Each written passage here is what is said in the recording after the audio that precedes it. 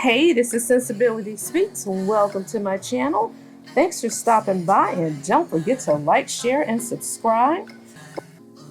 Drum roll, please. Honey, this is the moment we've all been waiting for, the return of Love and Marriage Huntsville. This is a recap of Season 6, Episode 1, A Holt and a Prayer.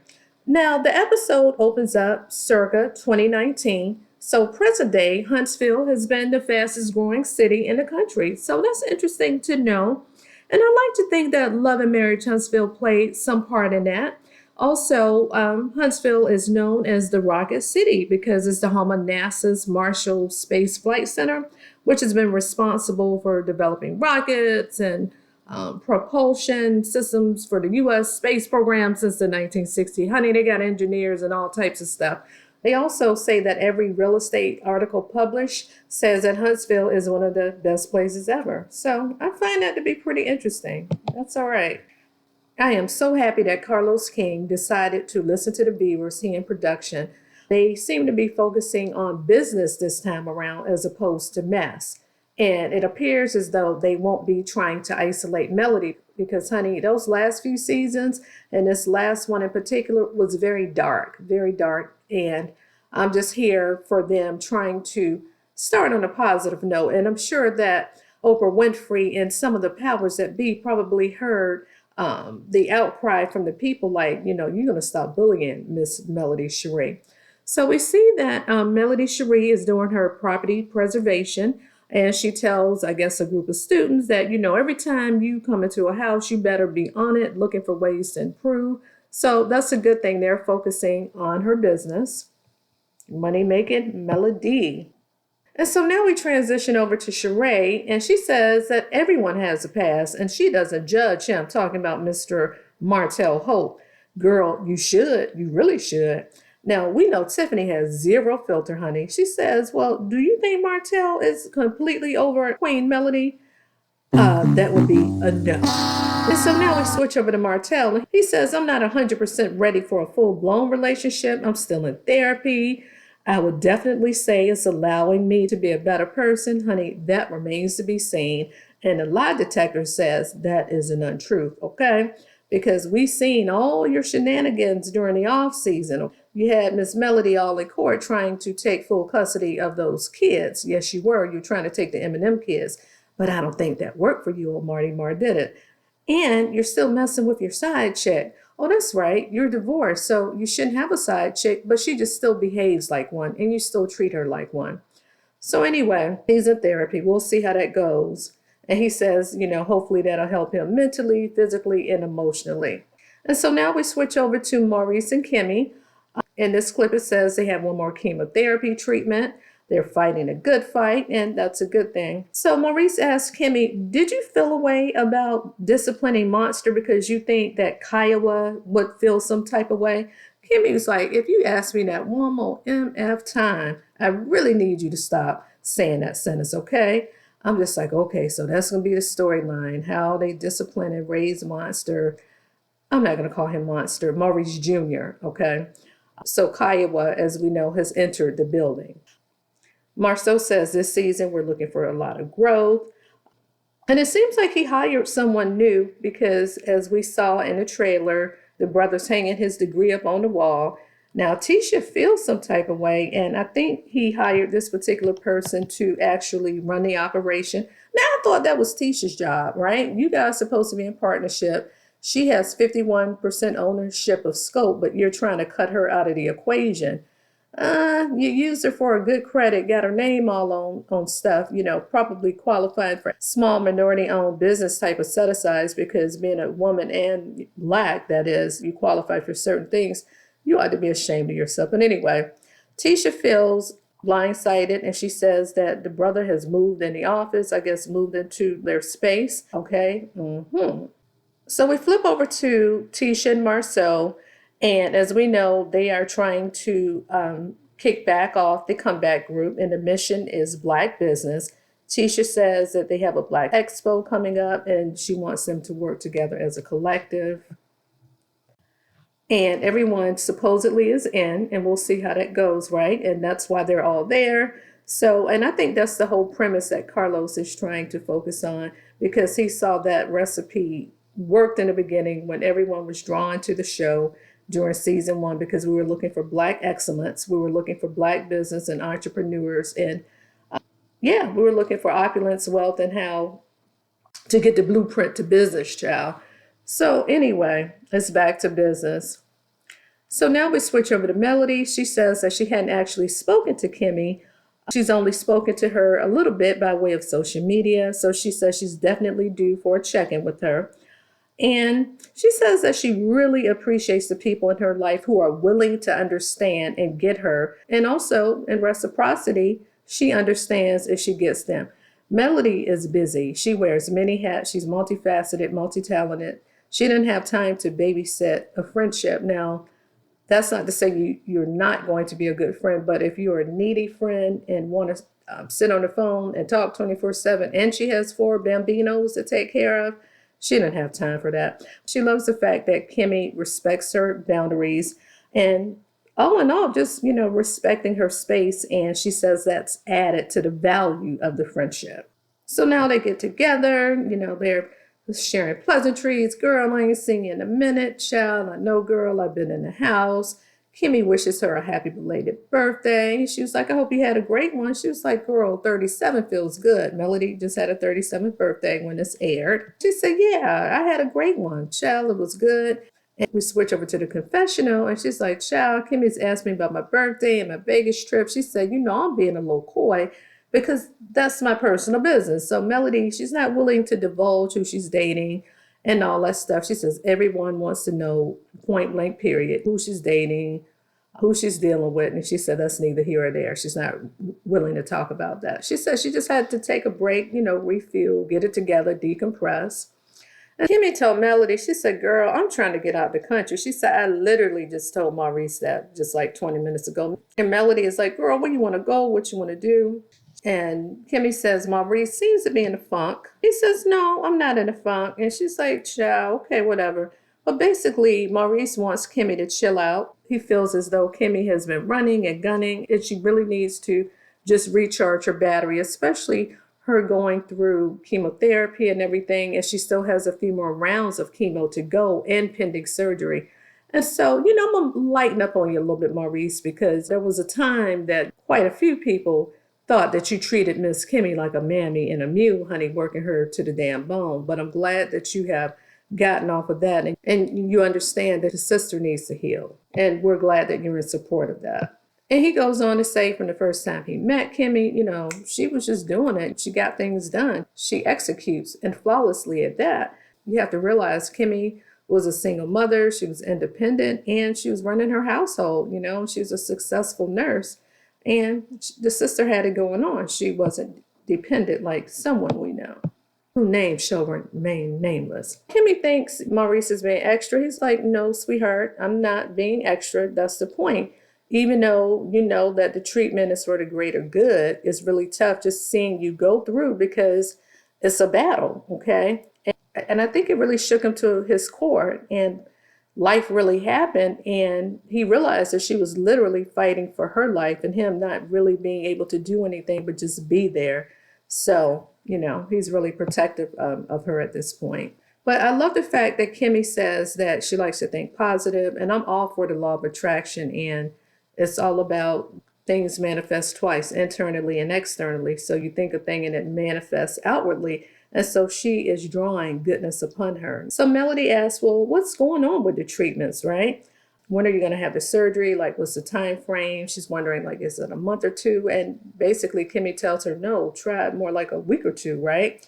And she feels good about getting past the chemo part of it because it was a milestone. And they both agreed. And Melody congratulated her for that. And Kimmy was very thankful of that. And Kimmy says she initially wanted to have a party, but of course, Maurice really wasn't down for it because he didn't want her to overexert herself. He doesn't really feel like having a party is her cutting back on doing too much, especially with the upcoming surgery. So all in all, Kimmy is just really looking for a middle ground, right? She still wants to have her sense of self, but she does realize she's still healing. And she just wants to do what's in the best interest of her health. But honey, Melody's like, oh, I'm the one for you, honey. Because she says, you know what? You want to throw a party? I can help you put that together. And we switch to the confessional, and Kimmy says on this journey, this cancer journey that she's been on, that Melody has been a really good friend. And she appreciates her for that because there was a time that they didn't always see eye to eye. And I remember that time, honey.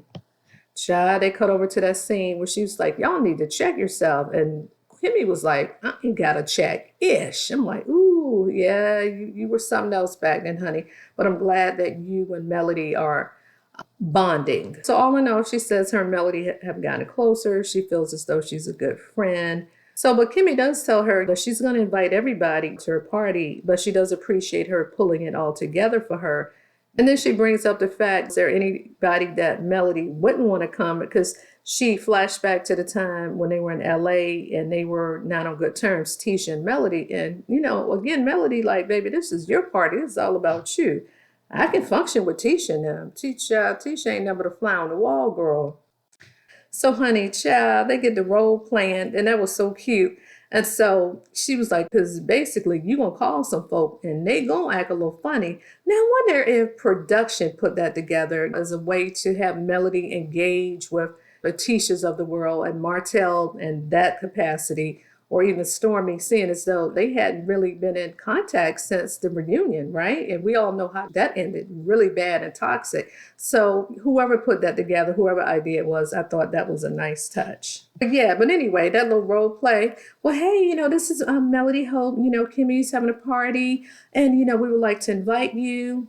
Blah blah blah blah blah. You know, I'm just calling because we're having a celebration for Kimmy, and Kimmy's just like, who gonna be there? It's just like, I'll come, but for Kimmy. In other words, not for you, child. But yeah, as we get into it, we'll kind of see how those phone calls went, child. But Melody is a good one, child. She's strong. She lets the stress and the BS roll off her back. She ain't thinking about those birds. So now the scene switches over to Martell, child. And he said that he noticed that he's getting little bags under his eyes. It's called age, brother. You're aging. Because I don't think you drink, smoke, or do anything like that to mess up your body. But you are over 40 now, okay? So he has someone over, an esthetician, I believe. So he wanted to get a professional opinion in terms of what route to go. The lady's really nice. It's not anyone he's flirting with. Thank God. We know how he is whenever a female comes around, child. And here he go, talking about something he loved being touched in that aspect, talking about head massage, and oh, he's so gross. I love when a woman touch my body. Let's go. Oh, Lord. So anyway, they go on to talk about the little darkness under his eyes. The esthetician, she suggests that he goes with non-invasive options first. And she puts this like little green mask thing, I think a LED type of mask to help with hyperpigmentation and such. Child, so in come Mama Hope. So of course, because they all live in the same house, okay? It ain't like she just rung the doorbell or came in with the keys. She lived there, all right? Stop fronting, Martell, and you trying to take the kids away. Boy, bye. So anyway, she's like, what the hell is going on up in here? So Martell introduces the esthetician to Mama Hope. She tells her she has beautiful skin and blah, blah. And she's like, honey, I thank God for it. She said, because, you know, I'll be 60 soon. Martell, like, shit, you about 60 now.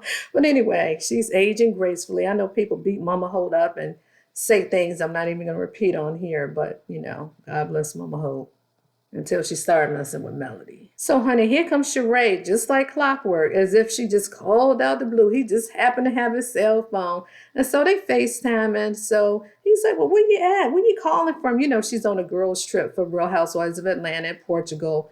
And she has Sonya with her, like, oh, you got your chest out and all this. What you doing, child? He hurried up and ran on. He was like, no, everything good. Ain't no hanky-panky going on around here, of course, because he want to answer the damn phone.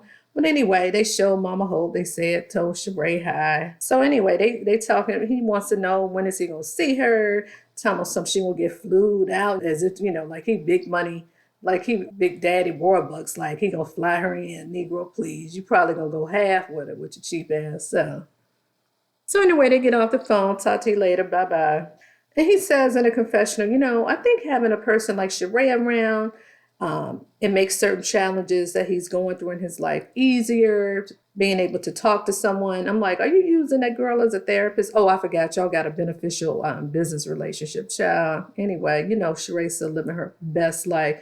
But he says they enjoy each other, but we shall see. He says, well, they're taking things slow. Of course, she know you ain't over that girl, over Miss Melody. Of course you're not. So Miss Marlene asks Martell like clockwork, so how's everything been going on since Florida?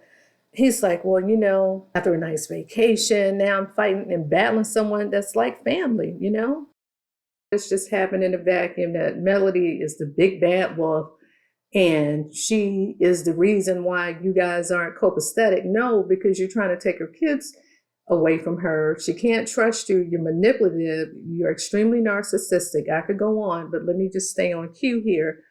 So basically, he tells Mama Marlene he's going to counseling. She's like, well, what you going to counseling for? He says to become a better person. She's like, a better person? He's like, yeah, a better person. And so it'll be interesting because we know that the counselor that he chose is the one that Melody used to go to. Now, I don't know if she's her own hired counselor, how he came to be sharing the same counselor that she had. And I believe the M&M kids were seeing this particular woman too. I'm just like, that's almost stalkerish. It's just like, you're almost like a single black female, but you're a dude. It's just like, can you come up with anything original? Get your own counselor. You had Dr. Francis, but you didn't want to hear what he had to say. So you think having a woman, you probably could charm her, child. I hope she's a strong one because, he's something else. So Mama Holt says, I know you miss your family. And he says, yeah, a whole lot. I do. I mean, I hope it's still some hope somewhere, I'm going to counseling. She's like, counseling? What you going to counseling for? To become a better person. Well, what's wrong with you? Need you ask, Mama Holt? Need you ask? Stop playing. Tell me something was wrong with him. Damn what was wrong with him. No, but then again, you probably don't. You're a little oblivious. You're a little oblivious, honey. You miss a whole lot of cues in his childhood and his formative years as he was growing up. Because I remember they said that he was bullied, and that just went right over your head. You just pretty much told him, suck it up, buttercup, toughen up. So basically, Mama Holt asked him, well, are you good? He said, no, it's deeper than that. He said, I'm having to open up to counseling and things of that nature, child. He had to throw that up. So pretty much he's saying that he needs someone to kind of dissect him, even though he thinks that he's fine, but he's okay with someone taking a deeper look. He does need to do some introspection, and he feels like everybody needs a little assistance, you think? So he says he's all in, and hopefully he is all in for the right reasons, because we know that he was court ordered to attend counseling, so maybe this is part of it. And of course, Carlos King is trying to clean up the boy's image. And so Miss Marlene, forever being the coddler child, well, that's just life. Things happen. You live and you learn. Everybody makes mistakes. Yeah, making a baby on your wife, that's one hell of a mistake, Miss Marlene, okay? Next, he responds basically saying he wants to become a better person once again, and there's nothing wrong with seeking counseling.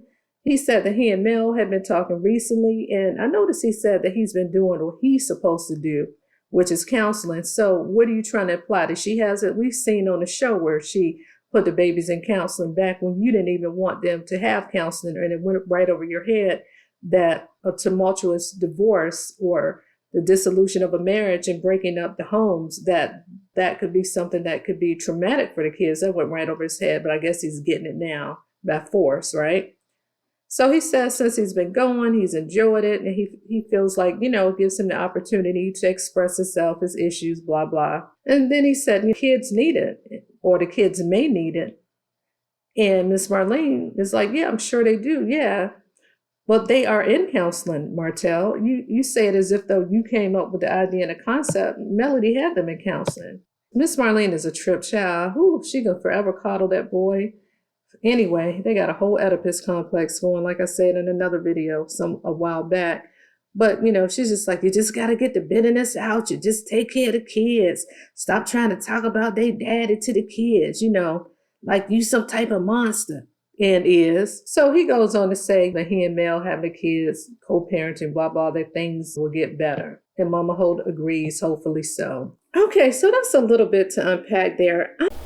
Is it me, or was Courtney rude as hell to Stormy by telling her he ain't got to tell her nothing, child? I don't like the way that he responded to her. I think it's a deeper reason why he don't want to have any more kids. I do, on one hand, feel like he probably is scared shitless because she lost a lot of blood. She could have died because women do die in childbirth. That does happen. And it could have traumatized him, and it probably did. But I almost feel like it's something nefarious too.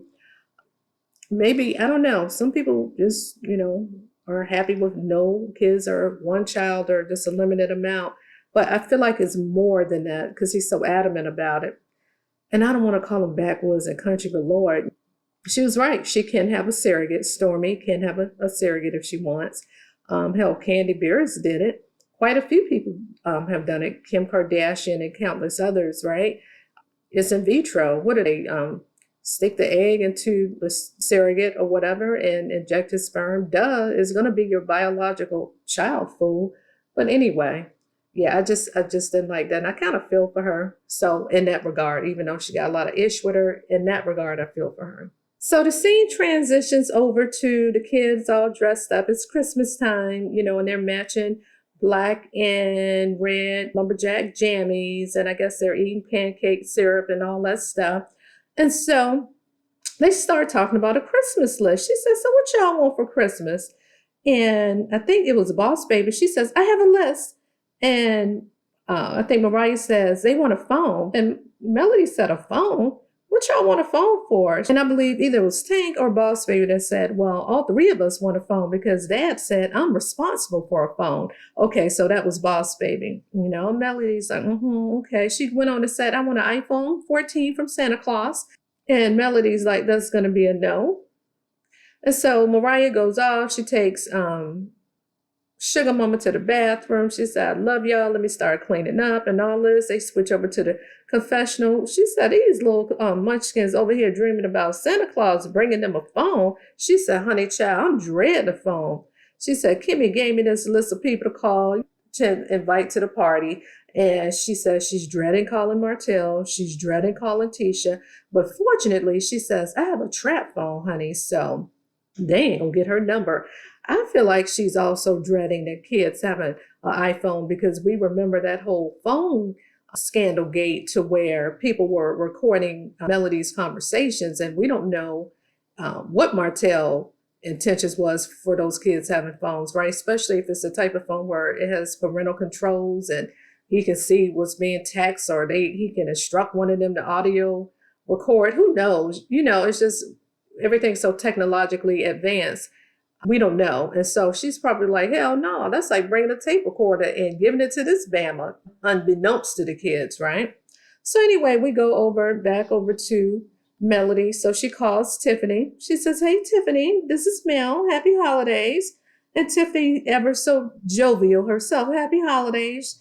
And basically just telling her, I sat down and I spoke to Kimmy, and she wants to do a celebration for her. She wants to do a celebratory type of event, something fun at, I think, Top Golf, X Golf, or wherever. And of course, Tiffany's going to be there with bells on. Of course she is. Everybody's going to be there. So she goes on to call Letitia. She says she hadn't spoken to Letitia in quite some time, y'all.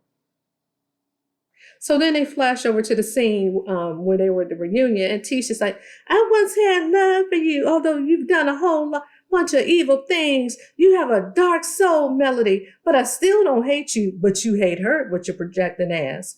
She's like, you act like, you're my enemy, and blah, blah, blah with her non-talking self. She's a true definition of a devil in sheep's clothing. You mean a wolf in sheep's clothing? But whatever. So Melody says, even though Tisha said, I have a dark soul, which I really didn't know that she can look into my soul. Okay, child, we know that she just parroting back some ish that Martell said because he's trying to paint the narrative like a puppet master. But anyway, she's going to be the bigger person. It's about Kimmy. So she goes on to call Tisha, child. So basically, she's like, well, I'm calling you because Kimmy wants to have a celebratory event for finishing up her chemo. Okay. It cuts over to Tisha. Well, I love Kimmy and I'll support her. However, getting a call from Melody out the blue is an unpleasant surprise. Girl, bye. You happy to hear her voice with your single black female butt. She was like, you and Marcel come through, alrighty, and all this and all the pleasantries. Ciao. So anyway, she goes on the call on Miss Stormy Child. So it's like, hello, who is this? This is Mel. Yes, ma'am. She was like, is this your number? She's like, no, ma'am, honey, it's temporary. You will not have my number, girl. Not today and not tomorrow either. So Stormy says she's honestly shocked to get a call from Mel, especially from a number she didn't recognize. And she goes on to say she hadn't spoken to her in months since like the reunion. And it's kind of weird just to be like, hey, girl, come to Kimmy's event. And I'm like, okay, child, we know you like okay with your sour self. Honey, I love that Melody's being a bigger person. She was like, I'll be there in support of Kimmy. You have a great day. Okay, you too, child. Then she goes on to call Martell. Hey, Martell, this is Mel. How you doing? Hey, and of course, that Negro shocked to hear her voice, child. He just as happy as one in jail, child. She's like, gather yourself, pull it together now. I'm just calling to give you the date and time and the location, child. Don't get your boxes in a bunch now. You save that for Sheree and coleslaw. That's what you do. He was like, hey, did something just happen? What's going on? She's like, no, everything good. She's like, what's wrong? He was like, well, you called me. She's like, I'm giving you a call because I met up with Kimmy the other day. She's finishing up her chemotherapy, her treatment, and she's having a celebratory event. So I volunteered to host the event, all of this stuff. Child, he thought it was something deeper. Child, He said, well, wait a minute. Since I got you, well, what about last night? She like, what about last night? I ain't sleep with you, Negro. I want to discuss the prayer. He was like, I asked you to pray last night. I'm like, he really want her to pray that they get back together. He is a piece of work. So he says, I wanted Melody to pray about us getting cool again, being better co-parents and blah, blah, blah. And she called me and I just knew she was going to be talking about the prayer. Boy, I'm like, is that the best storyline you can come up with? Even though you are praying that they get back together. I guess you're trying to use God to soften her heart. No, we need to unharden your heart, Pharaoh, because you're the one who's trying to take the kids, Negro, with your sneaky self. Child, she promptly gets that Negro off the phone. She's like, yeah, I got more people to call. Like, see ya. So now the scene cuts over to Stormy and Miss Betty Steele, child. Ooh, child. So the scene is set up, they're sitting in the, I guess, her guest house or whatever like that, or maybe in the main house. So Stormy thanks her mom. Thank you for coming to help with chess. She's like, of course, anything for my grandbaby. And Stormy says it's been hard for her finding the right nanny for the baby with her working full time at Canvas Beauty. And it's not the best place to have kids. Of course, you don't want to have kids in the workplace, especially at a warehouse or a factory or whatever like that. So she was saying that Mama Steele, or Betty Steele, child, has agreed to move into the guest house. She appreciates the help until she can find a nanny. So anyway, they just talking small talk. Hey, what's up? Sit on the couch. What's up with you? Blah, blah, blah. And, nothing, watching soap operas. And so she goes on to let her know, I was talking to Courtney the other day, I was talking to him about having more kids, and he don't want to have more kids. And she's like, why not? She's like, I just don't know. I just find it weird. He just doesn't want to. He shuts down the conversation.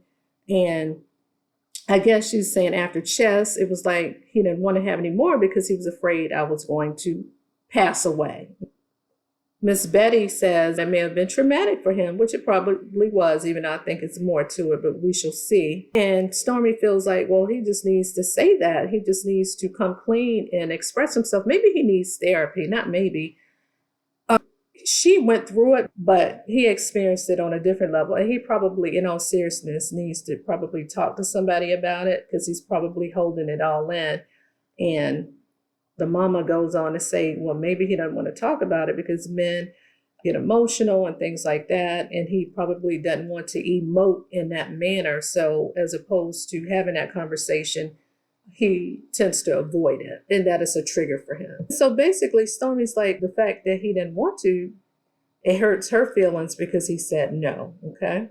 So basically in the confessional, Stormy says it's really interesting to hear her mom's perspective in terms of him being triggered and the whole emotional aspect. And especially when it comes to like why he didn't want to have another child, Courtney, that is. And she said she never really thought about it that way because it's something that she wasn't necessarily holding on to. But again, as I said before, he probably needs therapy or to talk to someone just to kind of unpack it so he didn't hold on to it. And so Stormy goes on to talk about a surrogate and that some people may find it weird. And Miss Steele, Mama Steele, I don't know what to call her, me, Bitter Betty. Now I'm going to call her Miss Steele. Miss Betty, whatever comes out, child, y'all know what I'm talking about. But basically, she just says, well, everybody doesn't have to like it. Everybody doesn't have to agree to it. It is what it is, which is true. That is sound advice. If you want to seek a surrogate, that's your business, and everybody doesn't have to agree to it. And Stormy jokingly says, well, why you all about my business or whatever like that? She said, well, you bringing your business to me. And Mama Steele said, well, your business is my business, right? And then this is how they kind of transition over to Melody and the whole social media aspect. And Stormy, she said, even though your business ain't my business, but I guess it is, seeing as though you can't stay off social media, basically. And Betty Steele says, well, if I stepped on somebody's toes, I'm not offended. And we know, child, the Wicked Witch of the West, we know you're not offended, honey. You could give a rat's arse. And Stormy says she loves her mom, but sometimes she can be very outspoken and is, and out of line, out of turn, and just crass. But she says, especially, when it comes to her and her friends growing up, she said her mom ain't like nobody. She said the only difference now is, their social media. She said the only difference now is with social media, and it's a thing called the internet. Yeah, and people can just express their views to God and whomever, whether you want to see it or not. And Stormy feels like she thinks her mom is trying to protect her when it comes to her friendships because she's an only child. And she said, but a lot of times, especially in the environment, especially with her trying to commingle, being on TV, be a part of the cast, she's making things harder because with this particular show, it's taking social media to a whole new level, like a lot of the reality TV shows, right? Because her mom be all on the book, right? Well, she says before the internet, her mom was an avid reader, and basically she wishes, she says, opposed to reading a book, she's scrolling now, all up and through the internet, all on the streets, wreaking havoc, talking ish with the other haters, right? So all in all, she's saying the energy that you put out on social media, she's feeling the brunt of it. And you are, Stormy. And part of it, have you and your mom been having sad conversations? Does she really echo how you feel? Her mom says, well, you're my baby, another one child, grown 30-some-year woman, you're my baby, I'm going to protect you at all costs. I'm going to defend you, even when you don't want to defend yourself, right? And she was like, basically saying, you're not me. I have my own words, my own mind. I say and do what the hell I want to, okay? And that's Miss Betty talking. So anyway, Stormy says, again, I'm just going to get the backlash and I'm going to catch the heat for all the issue talking. So you need to pipe down. You need to chill. And so then she asks, well, how are you and Mel doing? Are you and Mel friends? And Stormy gives that little silly laugh. Huh? What? Child, you're not going to get an Academy Award, child. You're just as untransparent. She said, why would you ask me that? And her mama says, I'm serious, because when I first met Mel, I didn't like her energy. I met her here at your house. I didn't like her energy. And I've been feeding off of that energy ever since. It sounds like to me, Miss Steele, you don't like no damn body, and you're projecting your ugliness onto people. You don't like people, and so you just dislike everybody. I don't know if you're overprotective of Stormy or what, or you don't want people to get close to her. And that's not to say she never had bad friends along the way, because we know some users out there and just not so good people, but Melody does not fit into that category. Stormy responds, she tells her, I'm gonna be honest with you, I feel like we are always developing a relationship or friendship. And she feels like Melody is inconsistent and that she hadn't spoken to her. And then she says, when you first meet people, it's all good, but give them time and then the real will come out, just like the real you came out, Stormy. I think Melody's been pretty consistent. But she's just saying, she's big on consistency. She hadn't spoken to her like that. And the mom was like, well, she didn't speak to her since the reunion. She's like, no. She went on to tell her mom, she called me out the blue, inviting me to Kimmy's party, like everything's all good and all kosher. and all this. Just like, hey, what's up? Kimmy's having a celebratory party, for her being cancer free, blah, blah, blah. She just thought it was weird. In other words, she trying to say, me and you ain't like that. Don't be calling me like we cool and we ain't. But y'all ain't cool, but she was inviting you to a party, silly. And so Mama's still instigating, child. She really don't want them to be friends. Well, we already know why, because she wants her daughter to be the queen bee, but we'll have that in another conversation. But anyway, she's basically saying, so she tuning you out like she tuning everybody else out. No, she had a reason to tune all of them out with they hating arses, okay? And your daughter aligned with the odds, period. You know that, with your grumpy self. And so anyway, she was like, in other words, you don't have to be her friend. If they don't add value, you can delete them, basically. You don't have to deal with them. You don't have to be their friend. But I don't like how the mama, let me just say this, I'd be remiss, trying to put her in a category with Destiny. Yeah, child. She had a reason to tune Destiny out. That's why Destiny ain't on the damn show no more. Because she ain't shared none of her life, and she was a hater. Her whole storyline would have been hating on Melody like you trying to get your daughter to do. But we'll get into that. So we cut over to, I think is it X Golf, Top Golf, where the party is. So Melody's already there, making sure everything is set up as it should be. Yeah, because we know that Melody gets stuff done. And so in come lady of the hour, Kimmy and Chad, what's his name? Maurice Chad, light bulb, Maurice. So anyway, here they come in. And so Kimmy's thankful, her and Maurice, they're all in smiles. And they all have on like a flash of pink, of course, for breast cancer awareness. And so they exchange, pleasantries, and they're telling each other, oh, you look beautiful, which they did. Everybody seemed to be in good spirits. And I like the fact that they both thanked her for doing a good job. And Maurice, she being a real good sport, Child, that Carlos must have put the hammer in the smackdown when he came down there. He said spent 6-7 hours and had made a special flight to make sure that y'all play nice this season. And that includes you. Okay? Anyway, so Melody, she's thankful that Kimmy allowed her to put it together, her and Maurice. And he likes the fact there was no stress on Kimmy. And in a confessional, Melody says that she hopes everyone has fun, and also there was no stress on Maurice either. So that's something that she wanted to do. So everyone's entering the party, everyone's arriving, everyone's all jovial, happy, and all that stuff. They're bringing Kimmy flowers. I think even Martell had like a little, maybe a half dozen of pink roses or whatever. So yeah, everyone's smiling. And so all of Kimmy, her family and friends are coming in. So at this point, here comes Marceau and Letitia making their grand entrance. That notice they be late for everything. But anyway, she says she's glad that they're there. They have on their pink. And Melody laughs, honey. She said it's going to be a team effort. Okay, it's going to be a team effort, not effort, but effort for everyone to get along at this party and not to cause any drama, child. So anyway, Tisha comes in smiling. Hey, blah, blah, blah, And so Tisha had on all this red and a splash of pink. And Tisha goes on into the confessional and says, well, Mel and I, we're very clear on how we feel about one another. And I said everything I needed to say to everybody in this room on the stage at the reunion last year. I'm here to support Kimmy and have a good time. Yeah, honey, Carlos put the smack down, won't be no bullying and isolating Melody this year.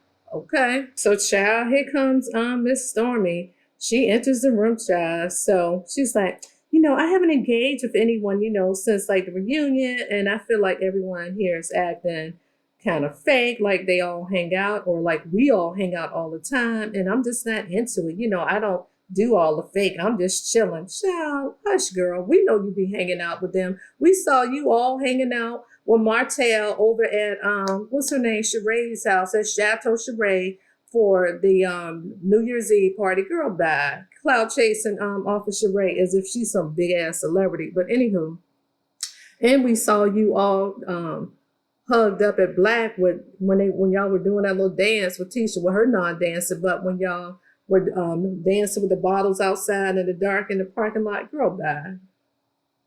Well, let's listen to what Martell has to say. Let's listen. So anyway, okay, so I tried to play the audio of what Martell said, but in a nutshell, of course, for those of you who actually saw the episode, he couldn't wait to corner Melody to ask her about that prayer.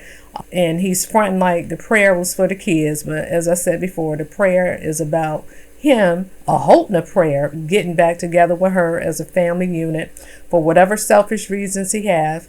Probably because he knows he's not going to win a custody battle, because at that time, because I believe at that time during filming they were still in court, and he knows that it was on a wing and a prayer, okay, that he would have taken the kids, because it was all about him getting child support. We all know that, especially those of us who are avid watchers. But anyway, kind of bring it to a close. We saw Tiffany and Melody and Chad, what's her name, Stormy, they sitting down or whatever like that. And Melody's asking, oh, y'all gonna get some of these? She's trying to be cordial, play hostess and all that stuff. Of course, Miss Thang with her stank attitude, she excuses herself and asks Melody, can we come talk for a while? And so basically just saying that they haven't spoken since the reunion. She said, I tried to call you. I tried to text you. She was like, and Melody said, well, you didn't get a do-do-do-do-do. In other words, that her number had changed. She was like, no, she said, because we some texting somebody's and I never got a return reply. She said, well, that didn't just like, I guess, ring a bell or send a signal to you or click for you to where maybe her number's different. She said, well, you could have DM'd me. Child, why she say that? Because Stormy in a confession, she said, well, I have never in all my life had a friend to where they changed the number and I had to DM them to find out. Well, Melody's on a different level. She's a celebrity now. Even though you're on TV, Stormy, you're not that level of celebrity yet.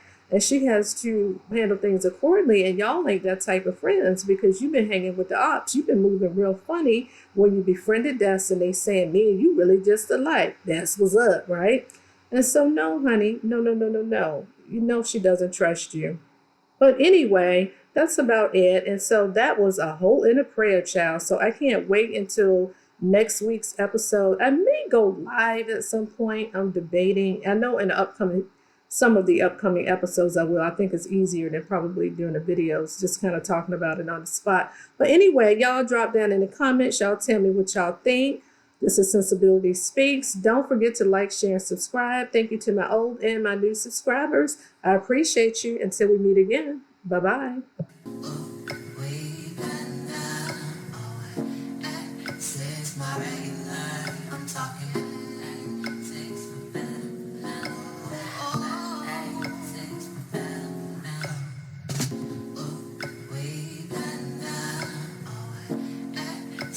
My regular